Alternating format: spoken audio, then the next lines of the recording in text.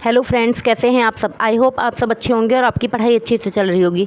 Friends, आज के video में हम देख रहे हैं 28 जनवरी का क्वेश्चन पेपर, जिसके हम नेक्स्ट 15 क्वेश्चंस को देखने चल रहे हैं। इसके पहले के जो 15 क्वेश्चंस हैं वो हम अपने लास्ट वीडियो में आपको बता चुके हैं।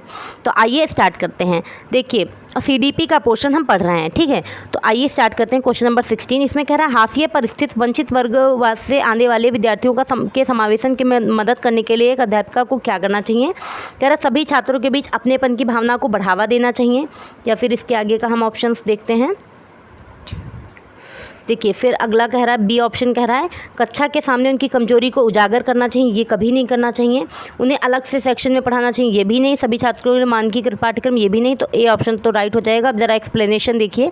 इसमें कह रहा है, हाशिए पर स्थित वंचित वर्ग से आने वाले विद्यार्थियों के समावेशन में मदद करने के लिए एक अध्यापिका को चाहिए वह सभी बच्चों में अपनेपन की भावना को बढ़ावा दे, जिससे कि बच्चे बिना किसी हिचक के अपनी समस्याओं, रुचियों व अरुचियों को अध्यापिका के सामने प्रस्तुत करें, जिससे कि वह उसी अनुसार शिक्षण कार्य को संपन्न करें तथा बच्चों की समस्याओं का निवारण करें तथा बच्चों की कक्षा में पूर्ण भागीदारी व समावेशन सुनिश्चित करेगा।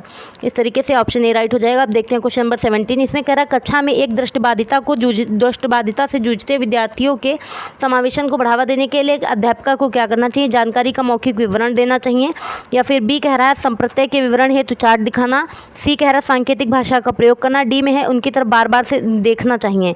अब देखिए, कक्षा में एक दृष्टिबाधिता से जूझते विद्यार्थी के समावेशन को बढ़ावा देने के लिए एक शिक्षक अध्यापिका को जानकारी का मौखिक विवरण देना चाहिए, जिससे कि छात्रों के अधिगम को सीखने में कठिनाई का सामना ना करने पड़े, क्योंकि दृष्टिबाधिता से जूझते विद्यार्थियों को लिखित तथ्यों विवरण को देखने में अत्यंत ही समस्या होती है, जिससे वे एक समुचित समझ नहीं विकसित कर पाते। अतः उन्हें मौखिक विवरण में उन्हें अर्थपूर्ण शिक्षण को करने व एक समझ विकसित करने में मदद करेगा। इसलिए ए राइट ऑप्शन यहाँ पे हो जाएगा। देखते हैं क्वेश्चन नंबर 18।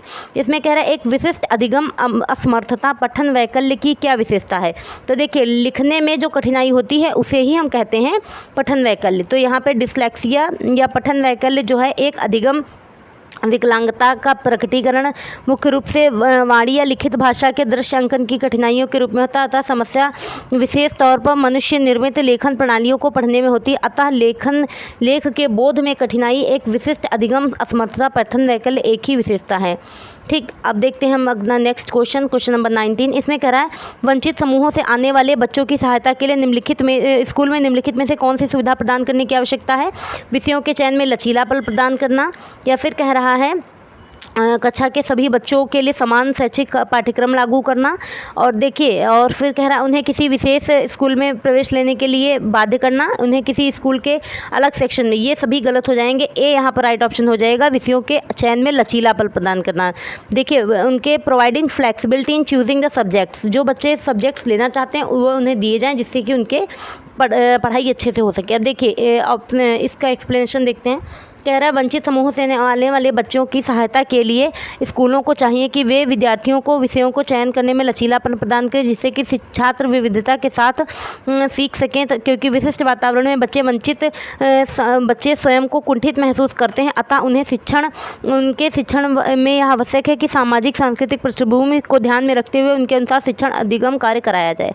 अब देखते हैं क्वेश्चन नंबर 20। इसमें कह रहा है, यदि ट्विंकल अपने बाएं हाथ से लिखती है तो उसकी शिक्षिका को क्या करना चाहिए। उसे बाएं हाथ से उपयोग को हतोत्साहित करना चाहिए। हतोत्साहित कभी किसी बच्चे को करना नहीं चाहिए। बी ऑप्शन कह रहा है, उसे अपनी पसंद का प्रयोग करने दें, या फिर उसकी रिपोर्ट स्कूल काउंसलर को दें। उसे दाहिने हाथ से उपयोग करने पर मजबूर करें। मजबूर भी करना नहीं चाहिए। बच्चा अगर बाएं हाथ से लिख रहा है तो उसे लिखने दीजिए, उसे अपनी पसंद का प्रयोग करने दें। यानी बी यहाँ पर क्या हो जाएगा, राइट ऑप्शन हो जाएगा। अब देखिए, कह रहे हैं, यदि ट्विंकल अपने बाएं हाथ से लिखती है तो उसकी शिक्षिका को उसकी पसंद के अनुसार हाथ का उपयोग करने की अनुमति देनी चाहिए। यह उन्हें बहुत आवश्यक व्यक्तिगत आराम और स्वायत्तता प्रदान कर सकता है, जो शिक्षण सीखने की प्रक्रिया का एक महत्वपूर्ण कारक है। किसी भी तरह के लेखन में उपयोग किए जाने वाले हाथ सीखने की क्षमता व गुणवत्ता को बिल्कुल भी प्रभावित नहीं करते हैं। इसलिए लेखन में किसी विशेष हाथ का उपयोग करने का निर्णय छात्रों की पूरी व्यक्तिगत पसंद होनी चाहिए। अब देखते हैं हम नेक्स्ट क्वेश्चन नंबर 21। तो आइए देखते हैं क्वेश्चन नंबर 21 में क्या पूछा जा रहा है हमसे। देखिए 21 में पूछा जा रहा है, एक अध्यापिका द्वारा विद्यार्थियों को समूह में काम करने और सहपाठियों संग चर्चा द्वारा सीखने के लिए प्रेरित करना चाहिए। अधिगम एक सामाजिक प्रक्रिया है। तो देखिए यहाँ पर क्या हो जाएगा, पहले एक्सप्लेनेशन देखिए। कह रहा है एक अध्यापिका द्वारा विद्यार्थियों को समूह में काम करने के लिए सहपाठियों संग चर्चा करने के लिए प्रेरित करना चाहिए, क्योंकि अधिगम एक सामाजिक प्रक्रिया है जिसमें बच्चा सामाजिक अंतःक्रिया करते हुए संज्ञानात्मक, सामाजिक व भाषा विकास करता है और इस प्रकार समाज में रहकर वह आपसी सहयोग, सद्भावना और नैतिक गुणों के विकास को सीखता है, जो उसके प्रभावी व्यक्तित्व निर्माण में मदद करते हैं। इसलिए ए आर दोनों सही, आर ए की सही व्याख्या भी है। ये ऑप्शन राइट हो जाएगा। क्वेश्चन नंबर 22 देखते हैं। कह रहा प्रभावशाली और अर्थपूर्ण अधिगम को बढ़ावा देने के लिए निम्न में से किसका प्रयोग करना चाहिए? उदाहरण, गैर उदाहरण, समरूपता, नकारात्मक पुनर्बलन। तो देखिए यहाँ पर क्या हो जाएगा, सी ऑप्शन सही हो जाएगा। मतलब 1, 2, 3 सही है, नकारात्मक पुनर्बलन जो है वही गलत है। इसमें कह रहा है प्रभावशाली और अर्थपूर्ण अधिगम को बढ़ावा देने के लिए एक शिक्षक को उदाहरण, गैर उदाहरण, समरूपता का प्रयोग करना चाहिए, जिसके द्वारा विद्यार्थी समस्या के समाधान पर विभिन्न तरीके से विचार करे, उनके विचारों को तर्क संगतता का विकास हो। उदाहरणों एवं गैर उदाहरणों के द्वारा बच्चे व्यवहारिक गतिविधियां करते हैं और उन्हें इस प्रकार गुणवत्तापूर्ण अनुभव प्राप्त होते हैं जो उनके अर्थपूर्ण अधिगम को वृद्धि करते हैं। अब देखते हैं क्वेश्चन नंबर 23। इसमें कह रहा है एक संरचनावादी कक्षा में अधिगम को किस प्रकार से देखा जाना चाहिए। तो देखते हैं अब इसको। कह रहा है केवल ज्ञान का पुनरुत्पादन। देखिए जहाँ केवल वर्ड लगा हो वो तो पहले ही निगेटिव रहता है। फिर कह रहा है वास्तविक जीवन से वियोजित नहीं होना चाहिए, वास्तविक जीवन से जुड़ा होना चाहिए। शास्त्रीय अनुकूलन का परिणाम या फिर वातावरण से सक्रिय पारस्परिकता संपर्क का परिणाम। तो यहाँ पर डी ऑप्शन राइट हो जाएगा। ठीक है, अब देखते हैं एक्सप्लेनेशन। कह रहा है एक संरचनावादी कक्षा का तात्पर्य उस कक्षा से है जो इस विचार पर तर्क आधारित है कि सार्थक अधिगम तब होता है जब शिक्षार्थी सक्रिय रूप से एवं स्वयं के ज्ञान का निर्माण करते हैं। संरचनावादी परिप्रेक्ष्य का केंद्रीय विचार यह है कि विद्यार्थी चीज़ों का अनुभव करके और अपने अनुभवों पर चिंतन करके सीखते हैं। अतः एक रचनावादी कक्षा में अधिगम को वातावरण से सक्रिय पारस्परिकता और सक्रिय संपर्क का परिणाम के रूप में देखा जाता है। अब देखते हैं क्वेश्चन नंबर 24। इसमें कह रहा है निम्न में से कौन सी युक्त गतिविधियों के जानकारी को लंबे समय तक याद रखने में मदद करेगी? ए में कह रहा है जानकारी से संबंधित बेमतलब शब्दों का समूह बनाना, जानकारी को अव्यवस्थित रूप से प्रस्तुत करना, या फिर सी ऑप्शन कह रहा है जानकारी से संबंधित दृश्य रूपक व समरूपक बनाना, जानकारी को बिना किसी संदर्भ के प्रस्तुत करना। तो इसका जरा एक्सप्लेनेशन देखिए। कह रहे जानकारी से संबंधित दृश्य रूपक और समरूपक बनाने की युक्ति विद्यार्थियों को जानकारी को लंबे समय तक याद रखने में मदद करेगी, क्योंकि शुरुआती कक्षाओं में छात्र अमूर्त धारणाओं को समझने के लिए पर्याप्त रूप से परिपक्व नहीं होते हैं। अतः जब उन्हें मूर्त रूप से चीज़ों को दिखाकर समझाया जाता है तब वे उन जानकारियों को लंबे समय तक याद रख पाते हैं। जैसे जब शिक्षक पशुओं की समझ देने के लिए विभिन्न जानवरों के रंगीन चित्र दिखाते हैं तो छात्रों के पशुओं के नाम सूचीबद्ध करने के लिए कहते हैं, तो पशुओं के नाम बताते हैं तो बच्चों को पशुओं को देखने का वास्तविक अनुभव प्राप्त होता है और उन्हें मूर्त अनुभव मिलने के बाद वे लंबे समय तक उन जानकारियों को और नामों को याद रख पाते हैं।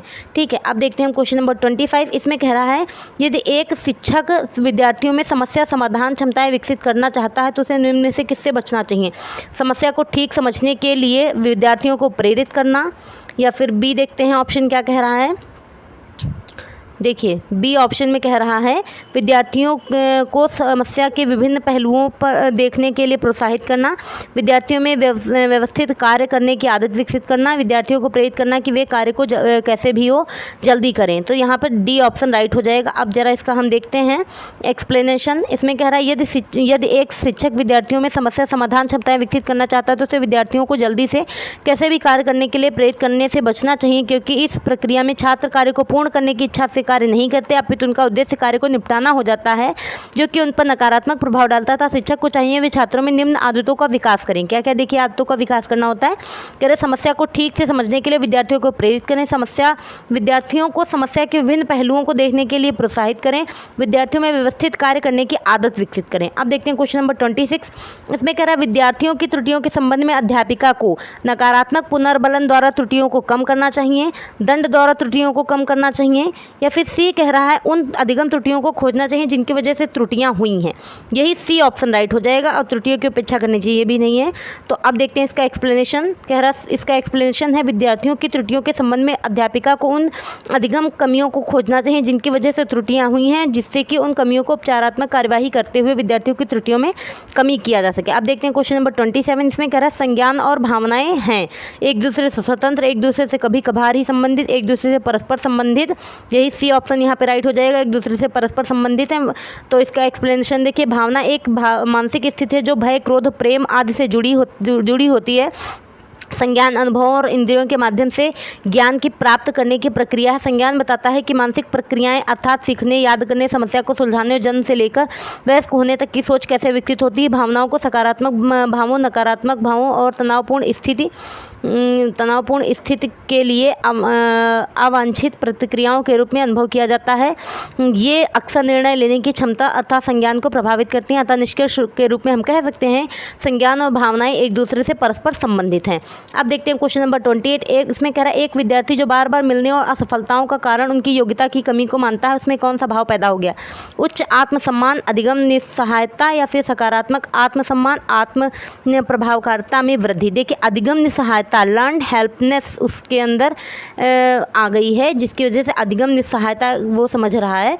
अब देखिए जरा, इसमें कह रहा है एक विद्यार्थी को बार बार मिलने वाली अधिगम असफलताओं के कारण उसकी योग्यता की कमी को मानता है, जिसमें अधिगम निस्सहायता का भाव पैदा हो गया है। यह अधिग्रहित व्यवहार है जो मैं सफल नहीं हो पाऊंगा और मैं कुछ नहीं कर सकता।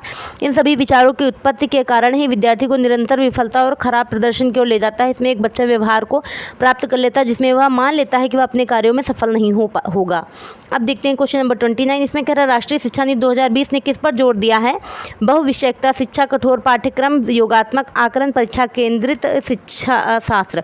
तो देखिए बहुविषयकता शिक्षा उसने बल दिया है राष्ट्रीय शिक्षा नीति 2020 ने। तो इसका एक्सप्लेनेशन देखिए, कह रहा है राष्ट्रीय शिक्षा नीति 2020 ने बहुविषयक तथा समग्र शिक्षा पर जोर दिया है। जैसे कि यदि कोई छात्र भौतिक के साथ फैशन की पढ़ाई करना चाहता है तो उसे ऐसा कार्य करने की अनुमति दी जाएगी जिसमें रिपोर्ट कार्ड समग्र होंगे और छात्र के कौशल को संपूर्ण जानकारी प्रदान करेंगे। अब देखते हैं क्वेश्चन नंबर 30। इस कह रहा डैश अधिगम को नकारात्मक रूप से प्रभावित करता है। देखिए कुपोषण जो होता है वही अधिगम को नकारात्मक रूप से प्रभावित करता है। अब देखते हैं इसका हम एक्सप्लेनेशन। कह रहा है कुपोषण का तात्पर्य किसी व्यक्ति की ऊर्जा व पोषक तत्वों के सेवन में कमियों का असंतुलन से है। यह तब होता है जब शरीर को सही मात्रा में विटामिन, खनिज और पोषक तत्व नहीं मिलते हैं। यदि यह प्रारंभिक वर्षों में होता है तो मस्तिष्क की कोशिकाओं का विकास प्रभावित होता है, जो तो अधिगम की क्षमताओं पर नकारात्मक रूप से प्रभाव डालता है, क्योंकि बच्चों को बौद्धिक स्तर अत्यंत ही कमज़ोर हो जाता है, जिससे कि उनके सीखने में की क्षमता में कमी आ जाती है और निष्क्रिय अधिगमकर्ता हो जाते हैं। तो फ्रेंड्स, इस तरीके से आज के वीडियो में हमने अपने 30 क्वेश्चंस को कंप्लीट कर लिया है। 15 लास्ट वीडियो में, 15 इस वीडियो में। तो आप पढ़ते रहिए खूब मन लगा के, और अगर टाइम वैसे भी कम बचा है अब तो खूब अच्छे से खूब पूरा दिन पढ़िए, जिससे कि आपका पेपर अच्छे से क्लियर हो जाए बढ़िया मार्क्स के साथ में। और अगर आपको हमारी वीडियोस अच्छी लग रही, आपके लिए हेल्पफुल है, तो प्लीज़ हमारे चैनल पर नए हैं तो चैनल को सब्सक्राइब कर लीजिएगा, लाइक शेयर एंड कमेंट कीजिएगा। Thank you.